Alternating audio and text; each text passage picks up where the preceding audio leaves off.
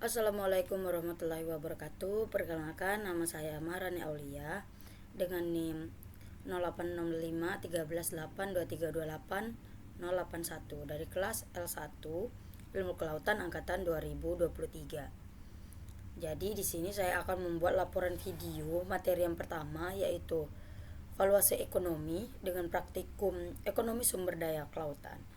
Jadi kita langsung saja ke materinya.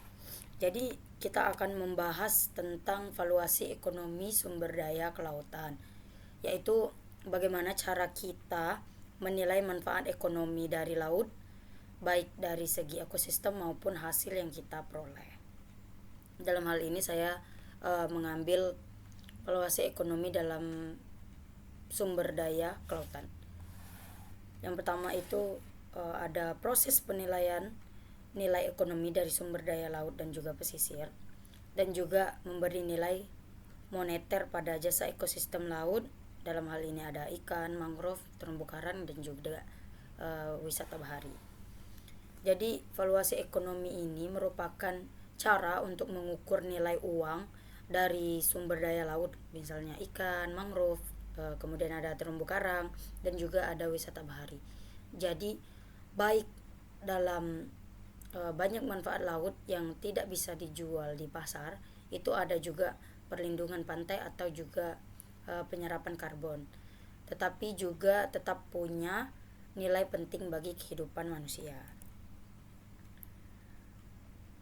Kemudian ada tujuan valuasi ekonomi. Di sini ada 4. Yang pertama itu untuk mengukur manfaat dan juga biaya pemanfaatan sumber daya kelautan, dan juga menjadi dasar kebijakan pengelolaan laut yang berkelanjutan.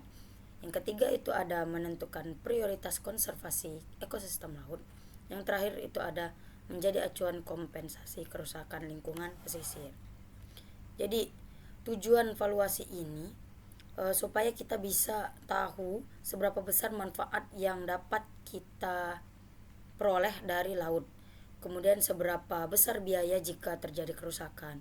Jadi hasil valuasi ini bisa membantu membuat kebijakan yang lebih bijak atau lebih baik, misalnya untuk menentukan daerah mana yang harus dilindungi, dan juga bagaimana mengatur pemanfaatan sumber daya laut.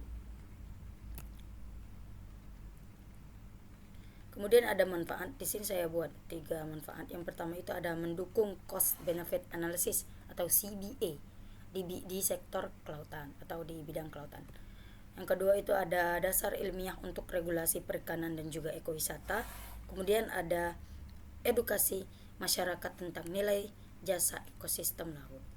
Jadi evaluasi ekonomi ini memberi manfaat yang nyata, misalnya digunakan dalam analisis biaya dan juga manfaat pembangunan di wilayah pesisir. Jadi hasilnya ini bisa jadi dasar regulasi perikanan, ekowisata maupun kebijakan blue economic. Kemudian juga valuasi ini mengungkapkan manfaat ekosistem mangrove juga sebagai penahan abrasi pantai, dan juga menghitung nilai penyeimbang karbon biru dari lamun maupun mangrove.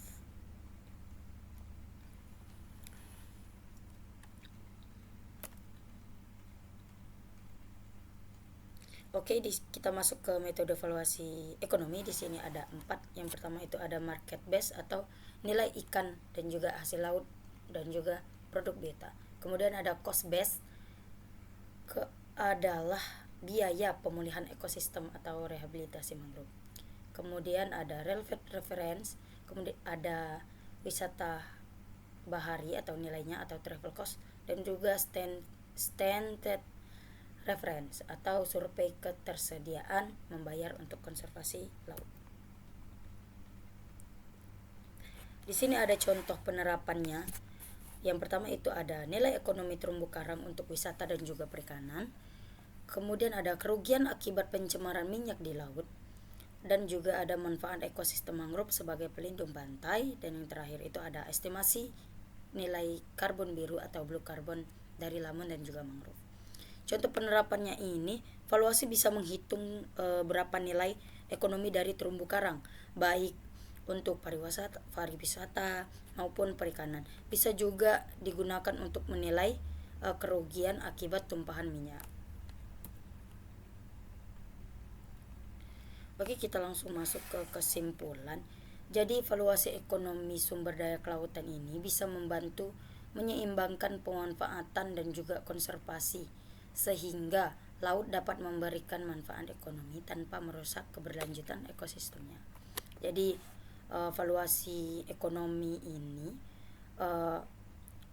penting untuk menyeimbangkan pemanfaatan dan juga konservasi.